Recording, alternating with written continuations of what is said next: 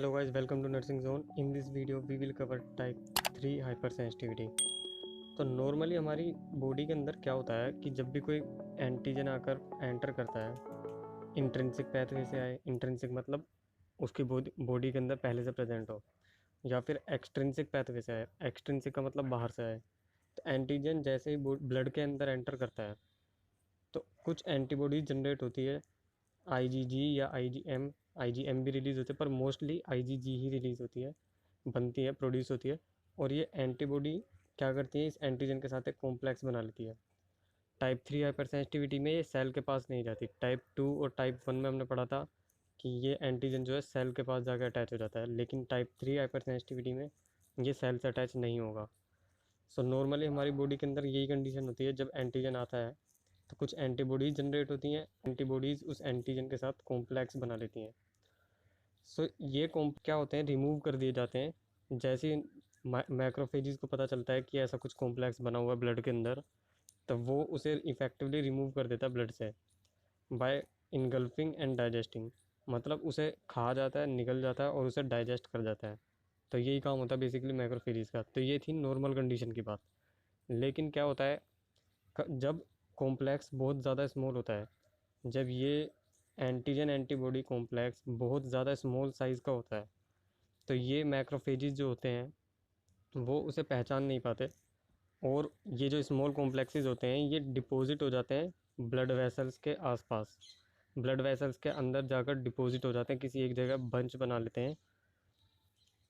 फिर इससे क्या होता है, जब ये एक जगह जाकर डिपॉजिट हो जाते हैं तो इसकी वजह से कॉम्प्लीमेंट सिस्टम एक्टिवेट होता है। कॉम्प्लीमेंट सिस्टम मतलब इस क्लोट को, ये जो इन्होंने ग्रुप बना लिया है, कॉम्प्लेक्स जो बनाया है, एंटीजन एंटीबॉडी का कॉम्प्लेक्स बन गया ब्लड वेसल के अंदर जाकर, तो इसको काउंटर करने के लिए या इसको हटाने के लिए कुछ एक कॉम्प्लीमेंट सिस्टम एक्टिवेट होता है हमारी बॉडी के अंदर। वो कॉम्प्लीमेंट सिस्टम कुछ प्लाज्मा प्रोटीन्स रिलीज़ करता है। तो ये प्रोटीन्स क्या करते हैं, जब ये प्रोटीन रिलीज़ होते हैं तो ये एक कैस्केड बना लेते हैं। ये जो प्लाज्मा प्रोटीन है ये एक कैस्केड बना लेता है। कैस्केड का मतलब है ग्रुप बना लेता है। ये प्रोटीन से रिलीज़ होने लग जाते हैं और बहुत एक बंच टाइप बना लेते हैं।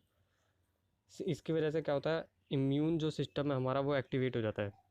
जब ये प्लाज्मा प्रोटीन एक ग्रुप बना लेते हैं, कैस्केड बना लेते हैं, इसकी वजह से हमारा इम्यून कॉम्प्लेक्स या इम्यून सेल्स जो कह लो, इम्यून सेल्स हमारे एक्टिवेट हो जाते हैं।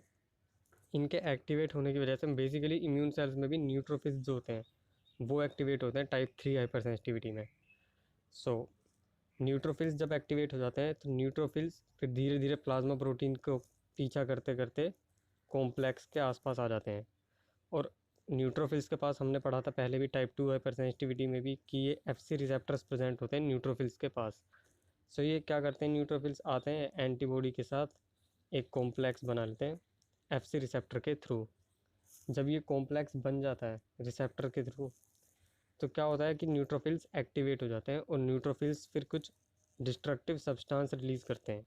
और वो डिस्ट्रक्टिव सब्सटेंस क्या करता है, जो सेल, जो हमारी उसकी ब्लड वेसल्स की जो सेल्स हैं, जहाँ जिसे हम एंडोथीलियम कहते हैं, तो एंडोथीलियल सेल्स जो हैं अंदर उनको डैमेज कर देता है, उनकी परमिएबिलिटी इंक्रीज़ कर देता है। परमिएबिलिटी का मतलब होता है किसी भी चीज़, परमिएबिलिटी अगर किसी चीज़ की बहुत ज़्यादा है तो इसका मतलब उसके आर पार कोई भी चीज़ जा सकती है, कोई भी फ्लूइड उसके आर पार ईज़िली पास हो सकता है। तो क्या होता है कि जब ये डिस्ट्रक्टिव सब्सटेंस रिलीज़ कर देते हैं न्यूट्रोफिल्स, तो ये सेल वॉल को उसकी ब्लड वेसल्स की वॉल को डैमेज कर देता है, उनकी परमिएबिलिटी इंक्रीज़ कर देता है। जब उनकी परमिएबिलिटी इंक्रीज़ हो जाती है तो ब्लड के अंदर जो फ्लूइड होता है, ब्लड के अंदर एक सीरम होता है जिसे हम फ्लूइड कहते हैं। सो वो फ्लूइड बाहर आने लग जाता है और वो लीक होने लग जाता है, ब्लड वेसल्स के बाहर आने लग जाता है और टिश्यूज़ के एरिया में आके एक्यूमुलेट हो जाता है या इकट्ठा हो जाता है, जिसकी वजह से स्वेलिंग होती है। सो यही हमने यहाँ पे लिखा है कि binding of neutrophils lead to release of destructive substance. तो डिस्ट्रक्टिव सब्सटेंस रिलीज़ होते हैं, उन डिस्ट्रक्टिव सब्सटेंस की, वो डिस्ट्रक्टिव सब्सटेंस रिलीज़ होते हैं उस एरिया में जिस एरिया में इम्यून कॉम्प्लेक्स बना होता है, क्योंकि जहाँ इम्यून कॉम्प्लेक्स बना है वहीं न्यूट्रोफिल आया है और वहीं न्यूट्रोफिल्स ने अपने जो डिस्ट्रक्टिव सब्सटेंस है वो रिलीज़ किए। उसकी वजह से उसके आसपास का जो ब्लड वेसल्स का एरिया था वहाँ पर परमिएबिलिटी इंक्रीज़ हो गई। परमिएबिलिटी इंक्रीज़ होने की वजह से सराउंडिंग में लीकेज होने लग गई और उस लीकेज से टिश्यू के आसपास फ्लूइड एक्यूमुलेट हो गया, जिससे इन्फ्लामेशन हो जाती है और हमें सिम्टम्स टाइप 3 हाइपर सेंसिटिविटी के दिखने लग जाते हैं।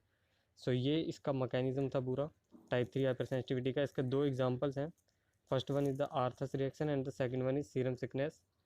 सो ये बेसिकली दो इसके एग्जांपल थे टाइप 3 हाइपर सेंसिटिविटी के, और आई होप आपको मैकेनिज्म समझ आया होगा। और अगर आपने टाइप 2 और टाइप 1 हाइपर सेंसिटिविटी का अभी वीडियो नहीं देखा तो आप उसे देख लेना प्लेलिस्ट में जाकर। Thank you so much.